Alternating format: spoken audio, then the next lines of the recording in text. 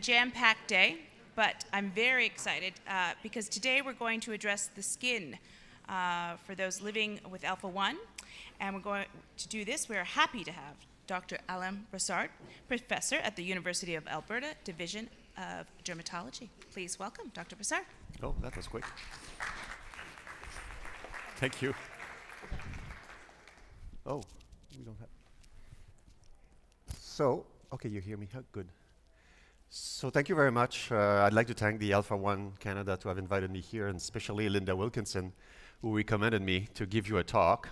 I've been a dermatologist for about 20 years, and I've seen probably 3 patients with this condition with the skin. So it's very rare. We don't see that too often. But it's something that we have to think about. As much as the disease can be, or the defect can be quite dramatic for patients, for the lungs and for the liver, for the skin, but for those organs, it's usually slow onset. For the skin, it can be quite dramatic quickly. And I would like to, hopefully, I'm showing some pictures, and as you know, skin pictures sometimes can be a bit difficult to see, and I apologize for the soft heart that are in the room today. So the objectives, I'd like you to understand the role of, yep, I knew that would be coming. The role of antitrypsin, alpha-1 antitrypsin in the skin, get familiar with the skin manifestation of this defect, familiarize you with how the panniculitis, which is the most talked about conditions of the skin that can occur with this deficiency, can present itself, and how can we manage it. So what is the role of the alpha-1 antitrypsin in the skin? It has a lot of roles. In fact, it has a lot of roles in general for your body. It controls inflammations without inhibiting it. So we need inflammation to fight bacteria. We need inflammation to repair injury or for wound healing. We need that kind of cells that produce proteins to help the cells to say, oh yes, I have to repair that hole, or recruit some cells to go and kill a bacteria or two.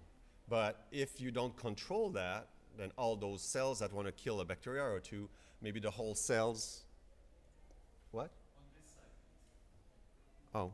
Oh, on my face on that side, okay. But I thought, oh, because you're there, oh, okay. I prefer that side because I have a mole on it, you see. I'm joking. All right, anyway, so this is a complicated slide. The only reason I put it there is that you see there's a lot of things in our body that are what we call modulated by the alpha-1 antitrypsin. So there is enzymes that are in the lungs, they are in the liver, in the pancreas, in your blood cells, in your skin cells, even for allergy cells in the skin, it controls that too. So those are things that I wanted to show, but we don't need to go through this. This is just for my residents or to learn and to get familiar with. So the inhibitory properties of alpha-1 antitrypsin provides 90% of the antiprotease activity. Antiprotease meaning the enzymes that destroys protein. So 90% is from that enzyme to modulate and control. So it's a very, very important enzyme that some of you are deficient in. It's really, really important in our body. And it controls the intensity of the inflammation. Just imagine if you have a little mouse close to a hive, a beehive, and then they send 3 or 4 to sting it. But if it's, say, for example, you just lay down beside it, taking a sunbath, let's say that the hives belong to you, and you say, hey, my hives love me, and you just sunbathe beside that hive, and basically 20,000 bees just go and kill the mice, they will probably sting you at the same time. So that's what it's out of control. So that's what we talk about, controlling inflammation or the intensity of inflammation. So just think of having a little zits on your leg when you shave your legs, ladies, and then in fact all your inflammatory cells of your body go there and kill the bacteria that went into your hair. Instead of having a zit, you'll basically will have destruction of your whole leg. So that's what we call inflammation. So this is a complicated thing, but you maybe somebody has talked about it. The left side basically talk about the liver, and well, higher up. And we know that if the two genes, the Z genes, are present, you still produce the alpha-1 antitrypsin, but it doesn't go anywhere else. So it just is trapped into the liver. Similarly, it could be trapped, most of that enzyme being produced by the liver, some of it is produced by the lung, as you probably know. But if you drink, or if you smoke, or if you have a virus, certain viruses, it either could destroy more rapidly your liver, or could destroy your lungs more rapidly. You see, just at the lower part here, I don't know if that's a marker. Yes? Oh, okay. You see here in the skin, so it's very rare will we have skin manifestations. Those are the two things you could get. The most important and most dramatic that is very specific to the alpha-1 antitrypsin is the panniculitis. Panniculitis takes from panniculus. Panniculus is basically fat. So inflammation of the fat by the cells called the neutrophils. The neutrophils are your first line of defense against infection, for example. But it can be totally out of control and just decide to attack yourself. And those cells are nasty because they have tons of destructive enzymes. We need them to survive, but we don't want them too much because they just destroy everything. The other thing is vasculitis. So vasculitis is inflammation of blood vessels. So when you have any of those cases that present to us, you have to think of alpha-1 antitrypsin, even if it's very rare. Oops. All right, so what are the other skin? So I mentioned that already. So those are the inflammation of blood vessels or vasculitis, and angioedema can occur also. So angioedema, think of a kid that takes peanuts and swells up. So that's what angioedema is. But there's a form of angioedema that could rarely be associated with the deficiency of alpha-1 antitrypsin.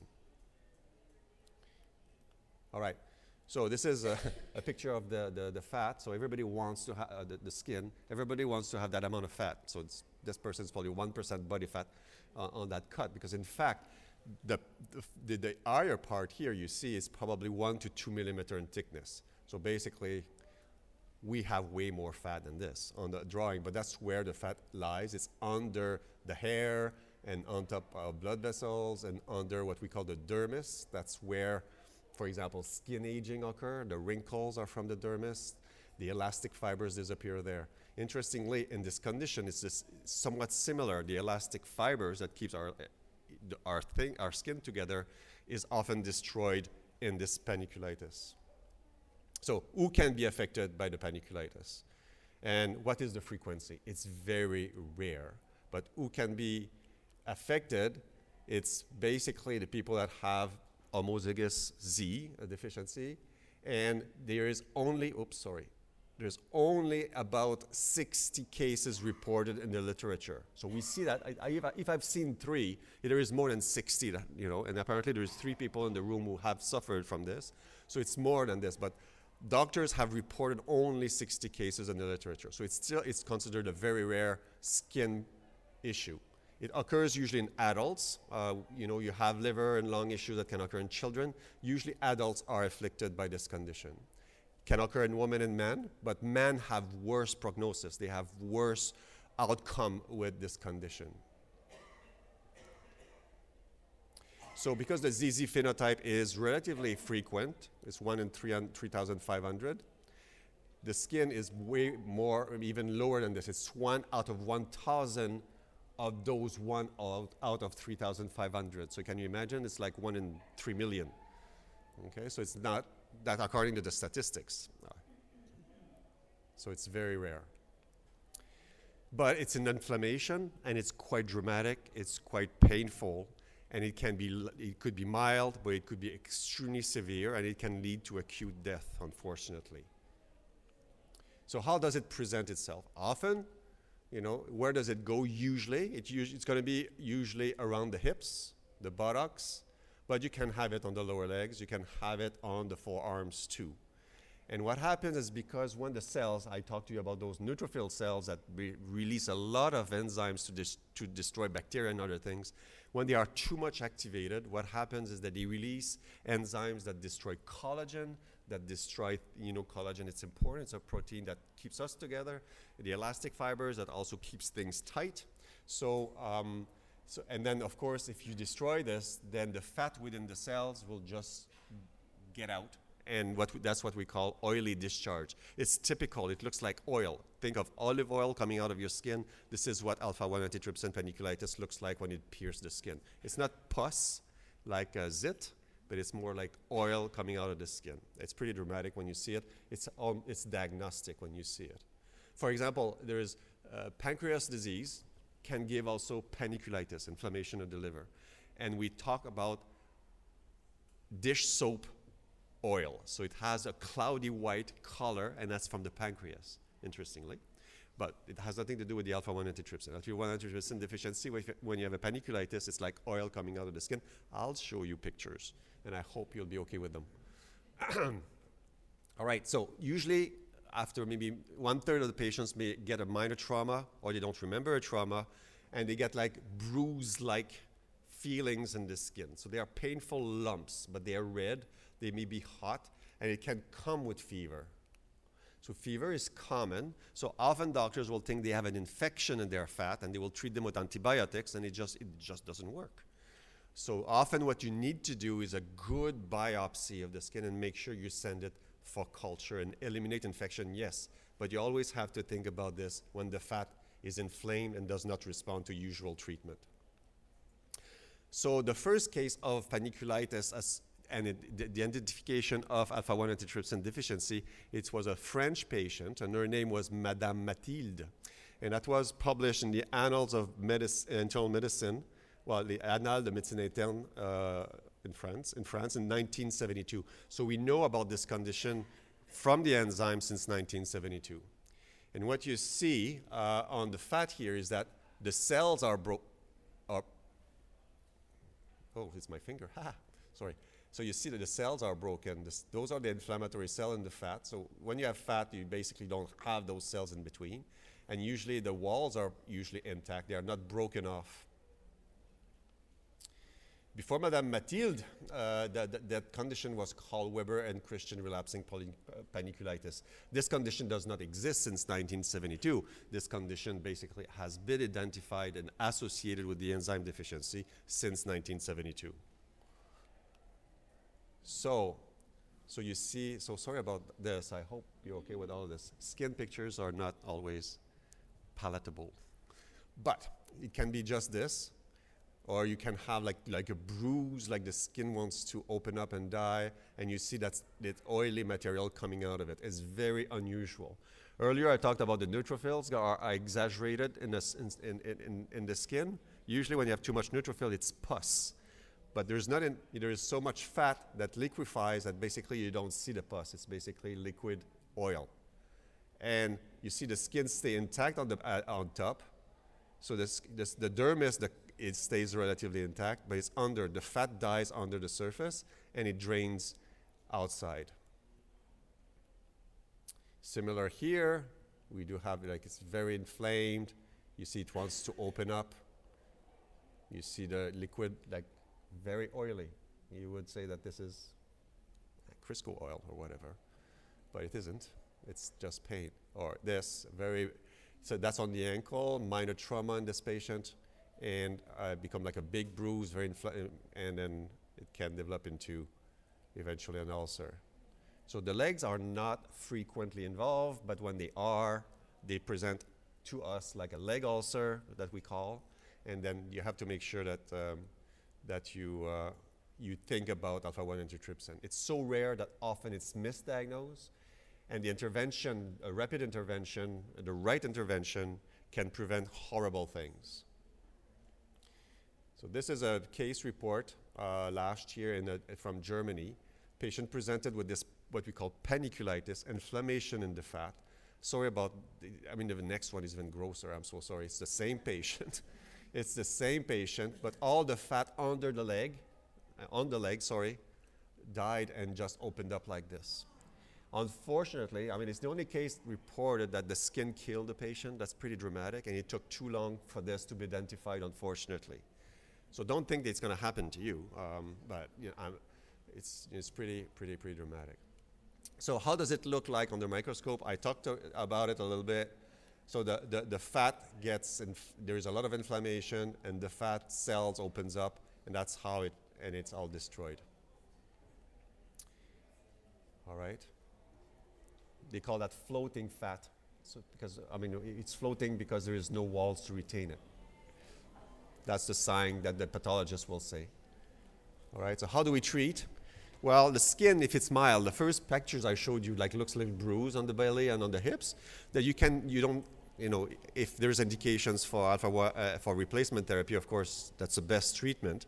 But just to treat for the skin, you can use anti-inflammatory. So there is multiple drugs that have been used. The best one is dapsone. So the list there is pretty extensive, but the best one that for mild disease is dapsone or colchicine. But of course, the replacement therapy has proven to be, a lot of the cases I showed you, the pictures, they have been treated and it's resolved, right? Of course, liver transplant is also an option, and gene therapy eventually. So the most effective measure is replacement. You probably have heard about that already.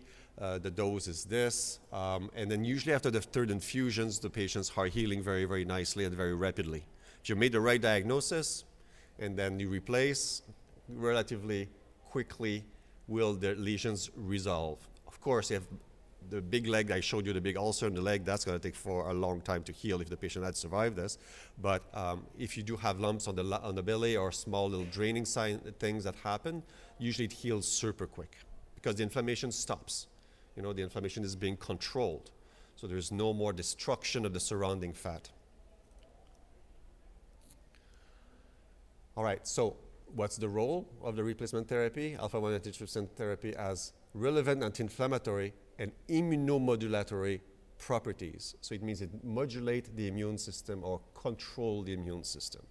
A disease that you may have, that people know more, except you, is like lupus, for example. Lupus erythematosus is a disease of the immune system that becomes totally crazy and hurt the joints and the kidneys, for example. So, but that replacement modulate. Is it used in lupus? No. But it's used in many other things, interestingly. It's been studied. It can even prevent the development of rheumatoid arthritis. It can protect organs when the blood is being recirculated. Yeah, if you do have a heart surgery, they have to divert the blood to make sure everything survives. But sometimes the kidneys may be hurt and the heart may be hurt. And alpha-1 antitrypsin replacement given during the surgery can prevent that type of damage. It may eventually, even if it's not really new, may have other indication eventually. So it's even been useful in cystic fibrosis and fibromyalgia. Maybe you've heard this earlier today. And also could be used for type 1 diabetes. So there is properties of this that we don't even know about. So alpha-1 antitrypsin does not suppress, like I mentioned, but rather modulate. So modulate, like I said, makes it work better. The production of pro and anti-inflammatory molecules, downregulating hyperinflammation. Hyper means too much inflammation. So downregulating, decrease too much inflammation, without impairing the normal protective immunoinflammatory response. So when you have replacement, your immune system works better, but it's not weaker. That's what it means. So in conclusion, I hope I went a bit fast, but we can take a lot of questions. The role of antitrypsin in the skin, so its role is basically to prevent too much inflammation, no destruction of the fat cells, no destruction of the collagen and the elastic fibers in the fat, so it's protected from dying and draining and making horrible wounds. The skin manifestations, it can be seen sometimes as systemic vasculitis. It's a bit more common to find an Auxin line with it, but which is another type of vasculitis. But the panniculitis is the one to remember, and it can follow in only 1/3 of the cases minor trauma. 2/3 it can just happen spontaneously. The panniculitis is a condition that when it happens, it feels like bruising in the skin. It's painful. If there's a bit too much of the lumps happening, you may have a fever. So that's why doctors may think you have an infection, but it's not an infection. It's inflammation. And some of those lesions sometimes will drain that oil I talked to you about, and that can become can be pretty dramatic. And how we manage, if it's mild and if replacement is not indicated, then you can use dapsone, you can use colchicine, protection of the skin, good wound care, but in theory, replacement is probably the best treatment. And thank you very much.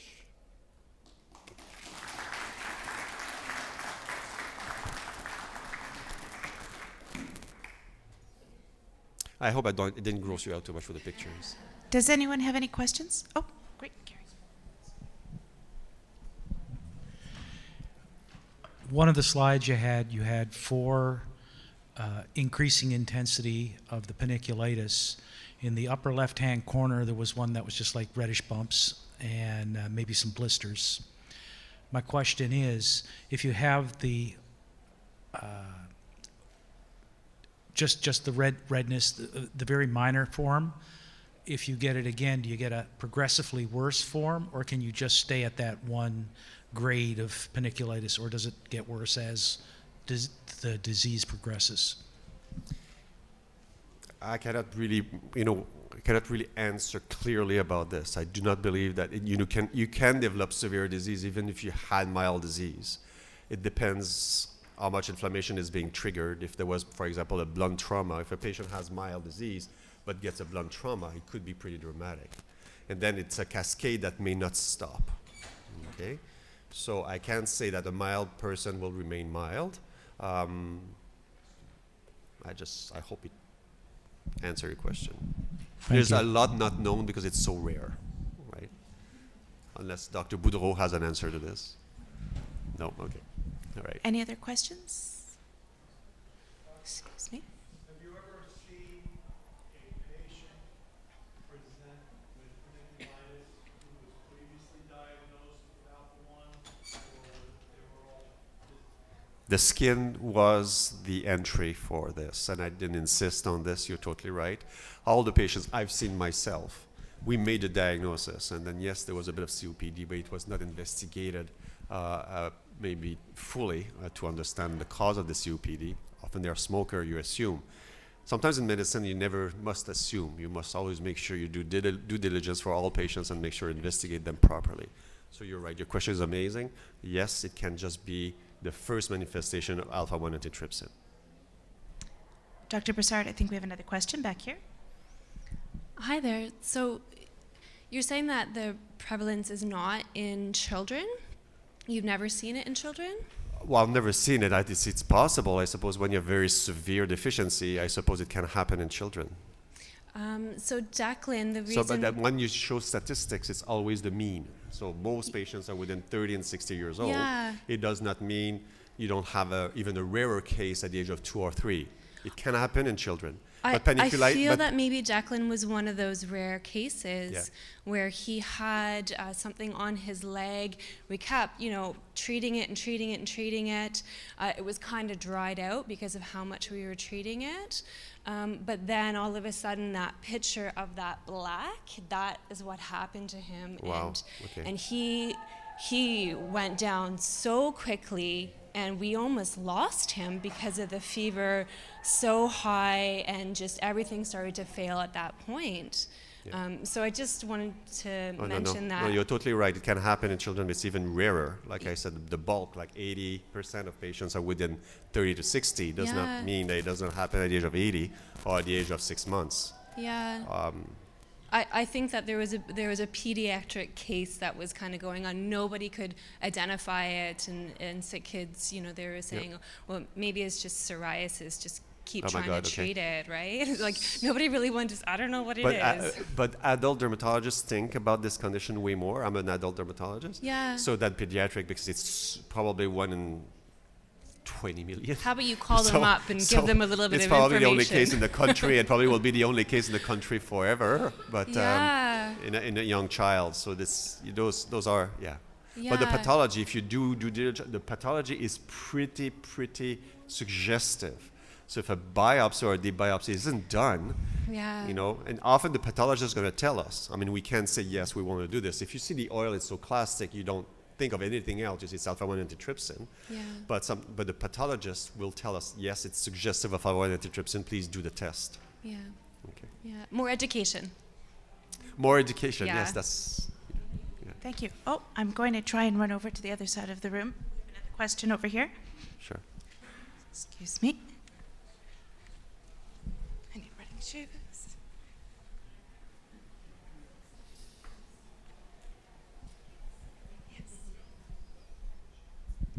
Oh, I Hi. couldn't- I just have a question about panniculitis because I have a feeling that my mom had it, but I don't know what my mom's alpha one, what her status would have been.